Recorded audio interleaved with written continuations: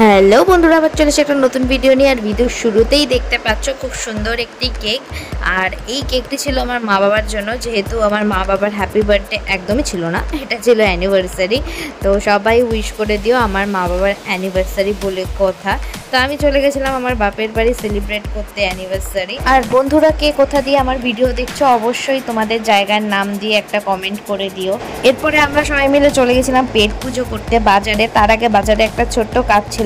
তোমরা তো জানোই আমি সব কিছু তোমাদের সাথে শেয়ার না করে পারি না, তাই এটাও শেয়ার করে দিলাম। একটা ছোট্ট গিফট ছিল, এই গিফটটা একদমই আমার বাবা মার জন্য ছিল না। তো যাই হোক, গিফটটা পরেই জানতে পারবে কার জন্য ছিল। তোমাদের কিন্তু অবশ্যই কমেন্ট করে জানাতে হবে এর মধ্যে থেকে কোন গিফটটা আমি চুজ করলাম। আর তোমাদের যদি আমার ভিডিও ভালো লেগে থাকে তাহলে তো জানোই কি করতে হবে, লাইক কমেন্ট শেয়ার সাবস্ক্রাইব করে পাশে থাকা বেল বাটনটি ক্লিক করতে একদমই ভুলবে না।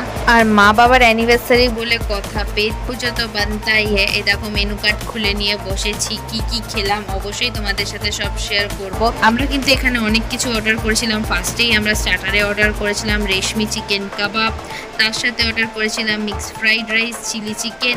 আমি কিন্তু অনেক রেস্টুরেন্টে খাওয়া দাওয়া করেছি, আমার কিন্তু এখানের দামটা কোয়ালিটির অনুযায়ী অনেকটা বেশি লেগেছে।